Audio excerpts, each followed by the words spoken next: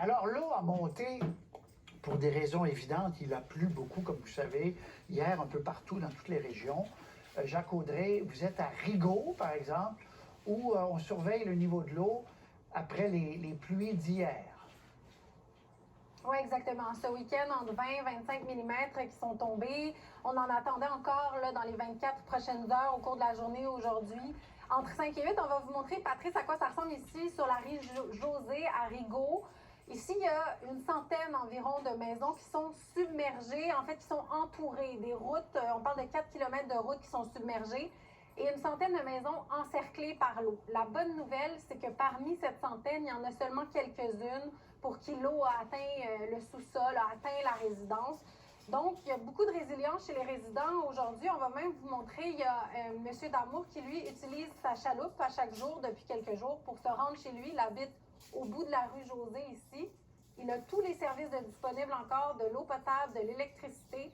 C'est vraiment plus un inconvénient pour se déplacer, pour sortir de chez lui. Donc, on s'attend à ce que la situation s'améliore. C'est un peu stable, nous disait ce matin là, le chef des pompiers. On va écouter justement le chef des pompiers de la ville de Rigaud, suivi de quelques résidents.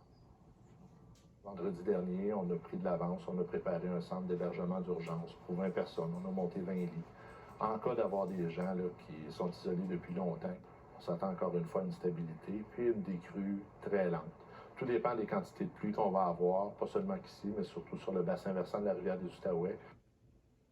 On est isolé présentement, là. Mais pas inondé. Pas inondé, non. Retenez-vous votre souffle ou vous Non. avez confiance? J'ai confiance pour l'instant. Les sondes-pompes suffisent, puis tout va bien. Je suis quand même le débit, dans le fond, en amont, fait que on voit que ça va pas si tant pire que ça. L'eau s'écoule tranquillement, mais sûrement. Et on est manifestement mieux préparé que d'autres années. Montrez-nous sur la carte, qu'est-ce qu'on surveille précisément? Oui, c'est vraiment le commentaire qui revenait. On a fait plusieurs endroits en zone inondable aujourd'hui. Les maires, les résidents sont mieux préparés, ont appris donc des inondations en 2017-2019. Sur les cartes, ce qu'on surveille, donc à risque d'inondation moyenne, quand on parle d'inondation moyenne, on parle donc de maisons qui peuvent être inondées, des risques pour les égouts également. Donc il y a la rivière des Outaouais où c'est en hausse, la rivière du Nord dans les Laurentides, la rivière Ouaro. D'ailleurs, à Rawdon, il y a eu des évacuations préventives, une dizaine de maisons aujourd'hui. Étant donné que l'eau a monté, il y a même un barrage qui a cédé à Chersey. Donc on surveille cette situation-là, mais encore une fois, le maire était confiant.